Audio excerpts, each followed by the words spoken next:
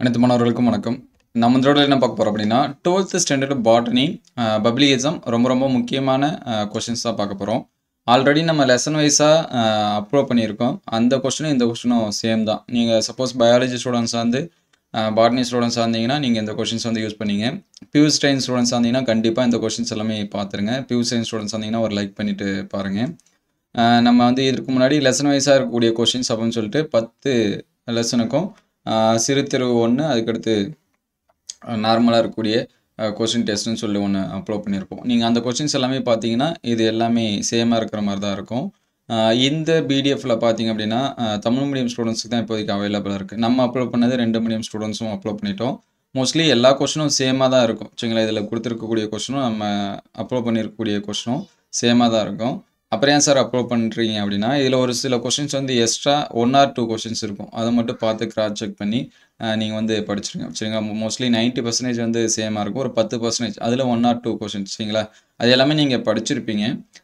அதனால் இந்த கொஸ்டின்ஸை வந்து ஒரு கம்பேரிசன் பண்ணி பார்த்துருங்க. இது லெசன் வைஸாக கொடுத்துருக்காங்க. சரிங்களா, இந்த பக்கம் வந்து பாடம் 2 பாடம் 3 தேர்வு 1 2 3 4 கொடுத்துருக்காங்க. 10 தேர்வு 10 தேர்வு அப்படின்னா ஒவ்வொரு பாடத்துலேயும் தேர்வு அப்படின்னு சொல்லிட்டு நமக்கு வந்து கொடுத்துருக்காங்க. சரிங்களா, அதனால் பியூர் சயின்ஸ் ஸ்டூடெண்ட்ஸ்க்கு இது ரொம்பவே ஹெல்ப்ஃபுல்லாக இருக்கும். ஈவன் பயாலஜி ஸ்டூடெண்ட்ஸ்க்கும் இதை ப்ரிப்பேர் பண்ணது யார் அப்படின்னா சத்யமூர்த்தி சார் அப்படின்னு சொல்லிட்டு இருந்துச்சு. இது குரூப்பில் எனக்கு வந்து வந்துச்சு. இது உங்களுக்கு வந்து எக்ஸாம் டைமில் ஷேர் பண்ணால் ரொம்பவே ஹெல்ப்ஃபுல்லாக இருக்கும் அப்படின்னு சொல்லிட்டு நினைக்கிறேன். அதனால தான் இந்த வீடியோ உங்களுக்கு வந்து ஷேர் பண்ணுறேன்.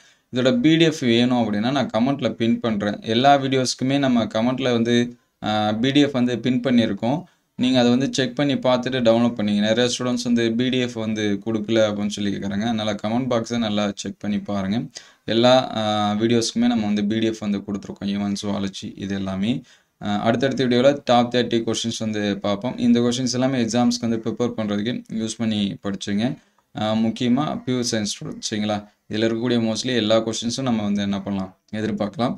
நாளைக்கு கொஸ்டின்ஸ் வந்து எப்படி இருக்கும் அப்படிங்கிறத அடுத்தடுத்த வீடியோவில் நம்ம வந்து சொல்லுவோம்.